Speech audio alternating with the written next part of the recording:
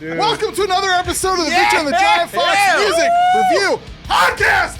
That's right, man.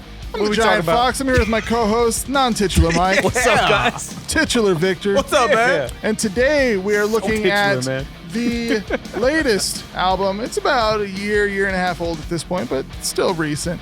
Album from Born of Osiris, Angel or Alien?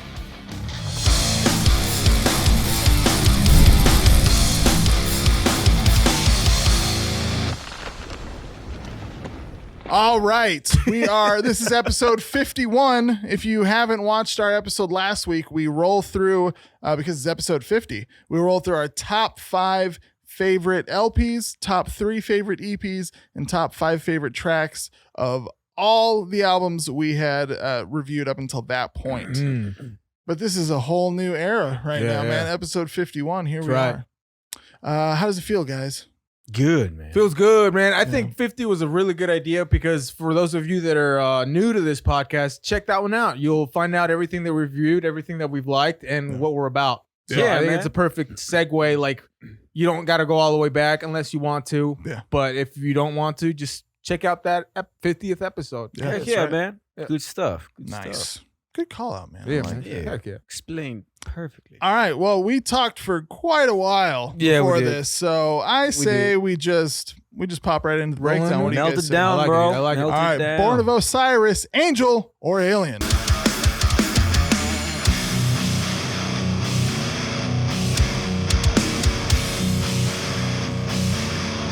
All right. So we're getting into this. I'm leading the way this time. Lead it, dude. And I say we just get right into it. Heck yeah. This album, they have a saxophone on this album, man. Oh, Yeah, I remember. Yeah. I remember. It's awesome. I just have to call it out. That's from pretty the sick, beginning. man. So Poster Child and White Nile, good, riffy, chuggy. This is my first time really checking these guys out. And it's kind of exactly what I expected from them. And that's interesting to say, based on what I'm about to say here. But first of all, let me mention runtime is 55 minutes, 14 tracks, not one instrumental, not one filler track. I mean, it's all legitimate. It's 14 songs. Just music, man. Just 14. Yeah, exactly. Yeah. Just music. So that's impressive. That's impressive. But let me see. Oh yeah. So the first 2 songs left me a little worried that I picked an album that was going to be like radio metal or, like those YouTube metal bands where like they do a bunch of covers. So they have the skill, but it's not quite as heavy as you want them to be. I know what you're talking about. You know 'Cause what I'm what worried me was the synth. Yeah. That heavy exactly. synth. I was like, oh, these guys, man. Yeah. But it didn't happen, dude. Starting Right. to sound like someone else we know. Yeah, exactly. Exactly. Man, we didn't even mention them on the 50th episode. We should have given Look at them their that. whole segment. That should have been worst one. Yeah. Yeah. Watch that would have been our number one. Yeah. All of us picked it. Yeah. Yeah, we always laugh because it seems like the albums that we maybe don't give the best review to, or at least we don't score them that high. They don't score that high with us. Those are the episodes that tend to get more views, and that's just kind of how it goes. Yeah. But That's true. but then starting with the title track, number 3, Angel or Alien, it definitely their sound really started to beef up a little bit for me. Yeah. It was good. Oh, What? I was just gonna say they had a very in the second song, White Nile. It gave me my first glimmer of hope was that beautiful dueling guitar solo that they had in there, spacey. Like it didn't fit, but that made it fit so well. Yeah. Like it didn't seem like it was of the same sound of the song, Right. but it was perfect in there. Wasn't forced or anything. Exactly. But it's a good guitar solo. Mhm. Yeah. Or it's 2 good guitar solos, I guess, if that's how you want to put Beautiful. it. But then again, Angel or Alien, tasty guitar solo. Nice heavy breakdown. The they use the clean vocals. There's a little bit where it's the clean vocals are up in front, but they use it a lot in this song to kind of soften it without losing the heaviness, like just soften the impact of the song a little bit. But I thought it was done well. I thought it was done pretty well too. Yeah. Oh, that page came off. And then probably my favorite song on the album was Waves, number 4. Okay. It was, huge chorus, good screamed vocals. The screams kind of remind me of, what's his name? I can't think of his name, from Fit for a King, the front man. Oh, okay. Yeah. I always forget that dude's name. Something Kirby. I just can't remember his first name. Anyways, but that's just kind of how they a couple times in this album they reminded me of that, of Fit for a King. But it had good energy, good dynamics, good like ambient sounds that they used there. Oathbreaker and Threat of Your Presence, good, synth heavy. Oathbreaker was like the first place I noticed that more like Linkin Park Chester style like scream sing. I could hear it too, yeah. Where like I wasn't like, oh, is this Chester? But just that like style that he kind of made popular. He's got it seems like everybody can do now. Is that just me? Or it seems like everybody knows how to do that it influence, man. Yeah. I am hearing that a lot more than usual. Yeah. That's weird. I mean, that's our music, right? Like that's what we came up with. Right. Yeah. Sorry, what were you gonna say, Mike? Oh no, I was just like the lead singer has always, he just has that chameleon voice, I feel like. Yeah. He does a lot of different vocals, man. Yeah. Which is just like Fit for a King. Kirby. Yeah. Good Same stuff. thing. Yeah. Threat of Your Presence, very riffy, like I said, big chorus. The reason I brought it back up though is beautiful solo. Just nice, good solo. But this song stuck out to me because I was like, I'll bet this song is like one of the best songs on the album to hear live. Like it didn't jump out at me, listening to it on my headphones, but like this just seems like it'd be a really fun song to see them do live. Yeah. There's not a lot of clean vocals, but there's screams good, the guitar solo, just the energy they have there. Dude. I bet it'd be pretty good, man. That's funny because I thought the same thing. Oh, really? But like throughout the whole album, I was like, I bet these guys are really got the energy is so cool, man, and I bet it really comes out, in their live shows. Right. Shows. I just think their live shows would be so good. Oh my gosh. I love Mike? live shows. We need to get him on that show. Jeez. You're shockingly good. I've never heard you do that voice. We've all done that voice. There's this girl at the gym. So many times. She would check us in for like 3 years. Oh. And she talked like that. Yeah. And so like we would do what bros do, like we just mock her, like make fun of her. And we just talk like that throughout the day. Eventually we just got good at it. That's awesome, man. That's every customer. I never thought I'd hear Victor do a Valley Girl voice. I know. It's good. That was Chef's Kiss is what that was. Number 7, Love Story. It had fun dynamics, but the thing that like made me remember this song is to me it sounded like if Fit for a King wrote a song for Killswitch to perform. Oh, dude! Yeah. Really? You thought that too? That's crazy. Not the Fit for a King, but Killswitch. I'm like, I could totally hear what's his name sing a chorus or something here. Yeah, dude, that's awesome. And then the next couple were good. I mean, heavy. They had some eerie like melody in there. Crossface and Echo Breather. Some catchy sounds, but they didn't call out to me. They weren't. Yeah, felt like fillers. Yeah. But I mean, 14. Like if this had been a shorter album, they might have been fine, but 14 songs, you're gonna get mud in the middle somewhere. Yeah, it's fine. It wasn't like, oh my gosh, this sucks. It didn't like, it wasn't like you said. Yeah. It didn't like sludge you down. No. But it was like, okay. I mean, like as long as a album doesn't have the same tone or the same like beats through the entire album, right? It's okay that it's that long. You know? To me, it was like it started out at the YouTube radio metal and then just got more and more towards like metalcore as we grew up with. Good stuff, man. Lost Soul. Let's see, Lost Souls, same thing, pretty standard sound for the album. But I mean, again, and I'm not just saying this anytime there's a guitar solo in there that it's awesome, but they got some good solos in here. And this song is, I mean, it's no exception. It has a great guitar solo in there. Good stuff. Excuse me, little burp there. In for the Kill is heavy, cool drums, riffy guitar. And at this point, I put a note here, but I really was like, is this album getting heavier? Nice. So then I went on to You Are the Narrative, song 12. Proggy, riffy, brutal. Yeah. Brought me back to like the 2000s, you know, like metalcore, deathcore.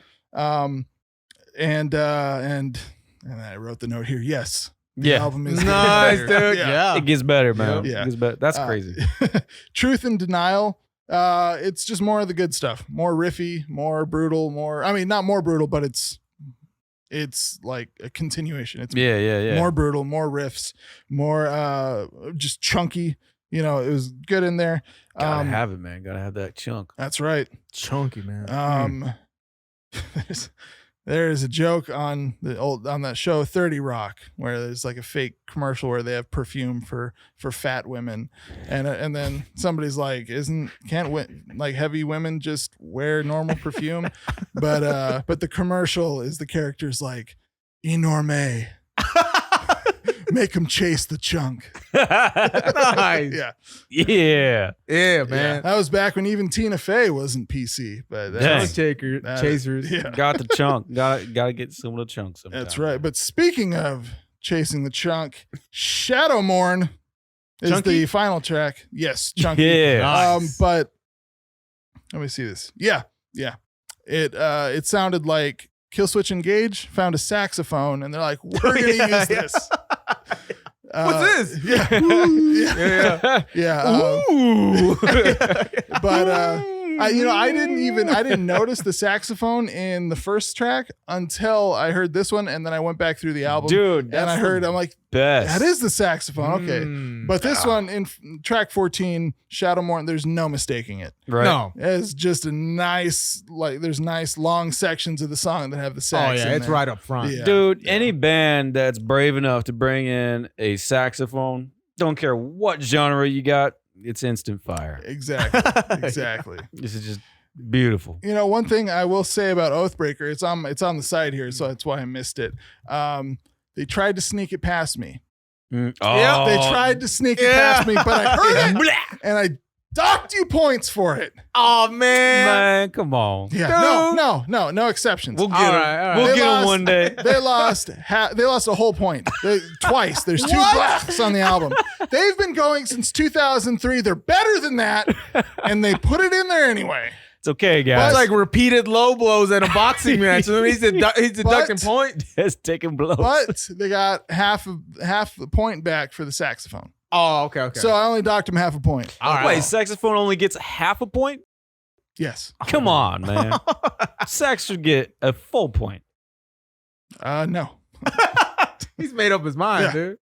If they would have put like a saxophone and a trombone, half point, full point. There you go. All Boom. right. But no. All right. No. Fine. I'll take it. So what'd you guys think of the album? All right, man. Good Mike, you want to go man. first? It was good stuff, man. Yeah. I got nothing really more to say. It was chonky. It was smooth at times. You know, they added proggy elements. Yeah. It was heavy. It was licky. Shreddy. It was shreddy. You know, they had good solos, man. Mm-hmm. Good stuff. Yeah, I So thought it was vocals were good. cohesive. I liked how it was proggy, but then because I like my cohesiveness in my prog metal, man. Absolutely. They got the riff, they got the idea, and then they played with it. They molded it. Yeah. And as the song went on, it transformed into something else, but it was the same idea. Right. I really like that. That takes, talent. Yeah. These guys got it, man. Every song did that. They took an idea and it progressed, and it didn't change. It wasn't all over the place. Right. They weren't just doing scales. Right. I really like this album, man. Yeah, man. Heck yeah. For sure. Good stuff, dude. You know what? This album, It's a good find, dude. Thank you. Because it's the first album of theirs I'd listened to, and I think like I had heard something bad about them, not like truly bad, but like I heard they weren't good back in the day, so I never checked them out. And then hearing them now, I didn't want to rate it as high as I did because I'm like, man, come on, like really? But I had to, and then I felt okay about docking the point and then giving him half a point back. Because this would have been an 8.5, this album for me. Okay. But because of the blech, Yeah. and then a little redemption from the sax, it just right at an 8 is where it lands for me. Okay. Yeah. That's a good score. Yeah. Still a good score. Man, I'm gonna give this band a 9, man. Nice. Dang. It's a 9 for me. I really enjoyed it, and I'm gonna keep listening to it. It's good. There's a lot there to listen to, Yeah. And when you go back and you listen to an album and you hear something new that you like, dude, that's a 9 for me, man. Nice, bro. Man. Nice. Mine's a 7. All right. Yeah, that's okay, bro. I gotta re-listen to it. I gotta go back. Michael and listen. Romeo, Yeah, it's no Michael Romeo. Let's be honest, But no, it's good stuff. Like you guys said, it's got a little bit of everything, which I enjoy. Yeah. I enjoy always taking a journey through the different kinds of genres of metal. Synthy, not so much, but you know what? It's okay if it's done right. Yeah, Right. I appreciated that. I was fearful of the synth. Yeah. I was afraid of the synth. Fearful of the sin. Bro. At first, I was afraid. I was petrified. Petrified that. But they made it work, and it wasn't forced. It sounded well. It blended well. I thought with the music. Yeah. Mhm. And Like it wasn't a metal band that had a synth person. It wasn't like a metal band that put a synth in their music. Yeah. It was a metal band whose members included a synth. Player. Exactly. Yeah. It's like we bought a synth and we got to use it in every song, guys. So that's worth the buy. They weren't thinking like that. They were Right. like, whatever works, let's do it. You know what I'm saying? Yeah. Good Nice, band, man. Heck Yeah, yeah. cool. for That's sure. cool. I like it. All right. Well, with that, let's go on to our next segment. What else have they done?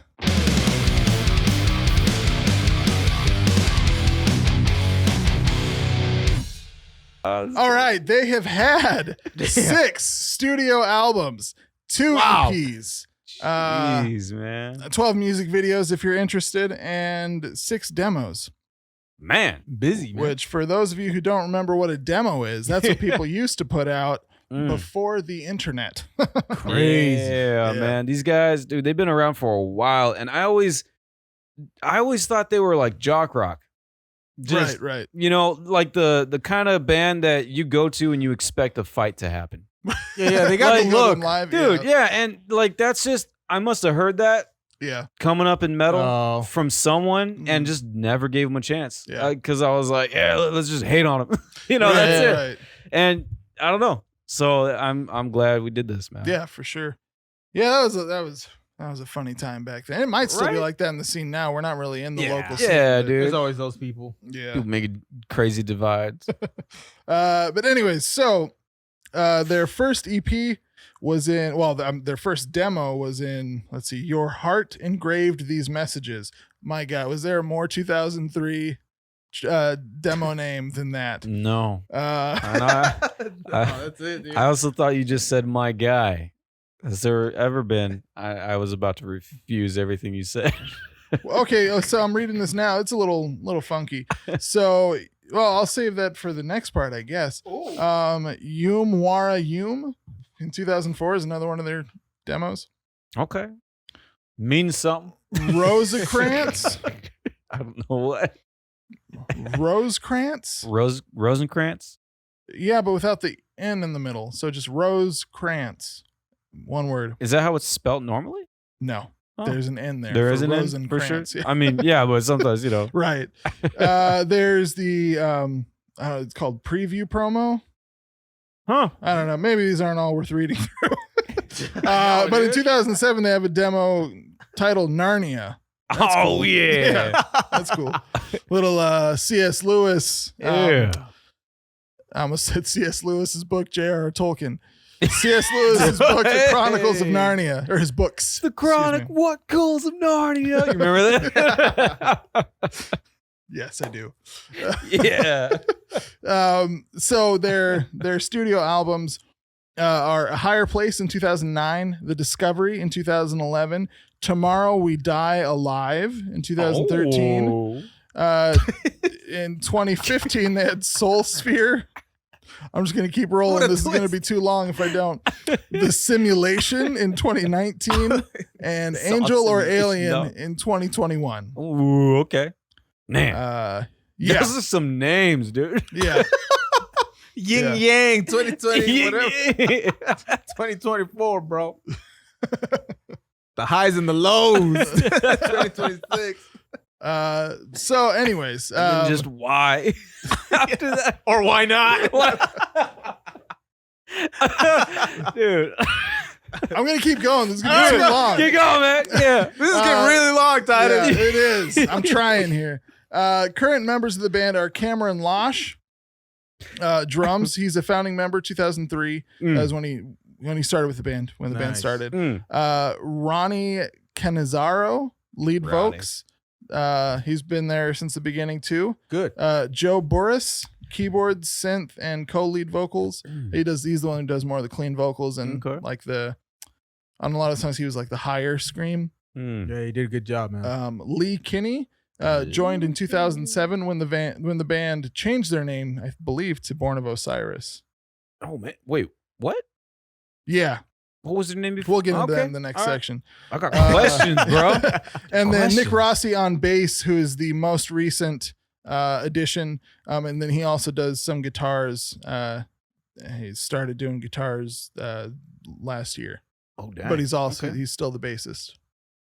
Right on. Heck yeah, right man. on. Everybody's expanding. That's right. So now let's go into our next segment. Super historical, very interesting, completely factual trivia. All right, this is one of those great metal bands who changed their name a few times before they found the one they're. I know it'll happen. That's common for all genres, not specific metal, but it just seems like we've metal bands, man. That just happens. Everything's got to be very freaking specific, right? Yeah, yeah. And never mind it. I lost it. Whatever I was gonna say is gone. Yeah. Right? Ah, you're good. You're good. So they stop it. So they started in 2003 as Diminished. Okay. And then in 2004 changed their name to Your Heart Engraved. And when that was there, let's see. So their demo, the only thing their name is way better now. Let's just say, well, listen to this. The only demo they released under the name Diminished was Your Heart Engraved These Messages. Come on, man. And then in 2004, they changed their name to Your Heart Engraved. Oh, I don't know. Can't get away from that. But then as Your Heart Engraved, they released Yum Wara Yum. No idea what that means. No, nothing. But then they changed their name to Rosecrans. Let me see if I make sure I didn't miss one. The name, bro. Yeah. They were Rosecrans. They changed their name to So they Rosecrans. just changed their name to the album title. Yeah. Yeah, They've got like 20 subtitles. Yeah, Rosecrans is self-titled. That's their self-titled demo. Yes. And then they did another one. I guess they re-recorded it later as the EP for Rosecrans, Sight and Sounds. But Dude, anyways, their followers must have been like, "What in the?" yeah. What are they? Who are they today? Yeah. And then let's see.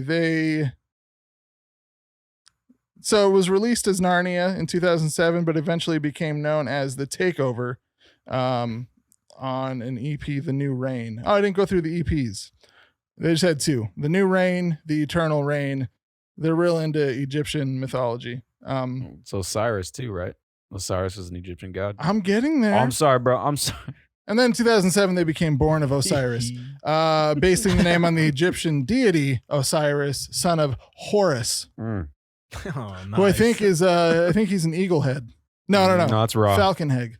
No, what? Ra? Ra's. Who's Horus? The dog? No. No, that's Anubis. Yeah. Who is Horus? Let's check Might it be out. an eagle. Falcon.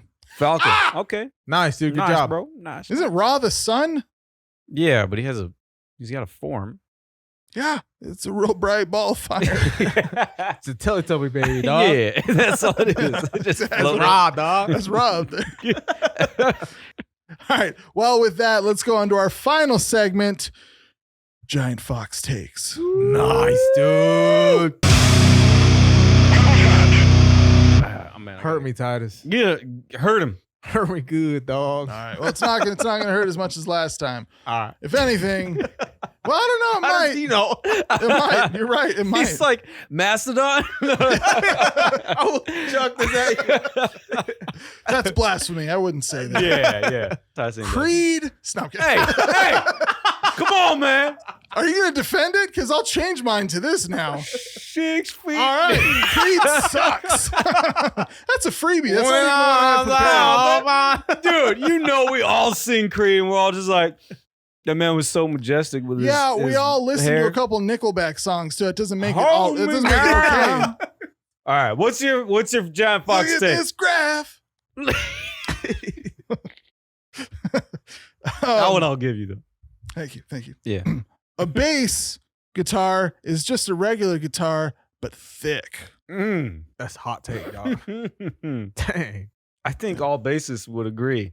So is that really a hot take? But I don't think guitarists would agree. It's true. Because in mass, they look down on bassists. Yeah, they do. Because we don't really have to learn the songs. We just fiddle down at the low end and nobody knows we're off key. Some zeros, some twos, whatever. Yeah. And if you're not there, it's not gonna work. That's so- right. Exactly. Yeah. Exactly. That's a truth. So let's get on out of here. Yeah. So I don't know if I said this in the beginning, but if this is your first time hearing our podcast, what we do is we review recent releases in the heavy music world, and we try to discover bands that we haven't listened to and try to help other people discover bands that they've never listened to but hopefully enjoy a whole lot. This is one of those. I had heard of them, but I never listened to them until we decided to review them. Yeah. They're pretty good. If all their stuff sounds like this, Yeah, they did a good Yeah, job on man. this. yeah. Yeah. So check them out. Check out their older stuff if you haven't. Check out this album. And yeah, I mean, Mike, what do they need to do if they're watching on YouTube or Rumble right now? Tippity tap that bell, man. Ooh, Exactly. Tippity tap. Tippity tap it. But remember, tippity tap it as much as you want. But when you're done, make sure it ends on subscribe. We had some issues. Yeah. Yeah. Some of the viewers were like, "What's going on? We ain't subscribed. Yeah. Yeah. But we tippity taps, you know. You went on an odd number or a what? I don't know. Yeah. Figure it out." I'm like, okay, Grandma, let me show you how to do it again. Yeah. Anyways, I'm just kidding. Both my grandmas are dead. Dang. Yeah. Same, bro. I mean, it's the truth. But if you did enjoy listening to this, if you're listening on audio, we'd love it if you would rate, review, share, all the good stuff you can do on whatever platform you're listening to this on. If you're watching on YouTube and Rumble, like, comment, share, all the good stuff. We appreciate it. Let us know what you thought of this album down below. Or if you thought we did an awful job reviewing it, you can tell us that as well. Yeah, you can give it to us. Yeah. Exactly. We can take it. And with that, I say we just play the outro music, boys. Do it, man.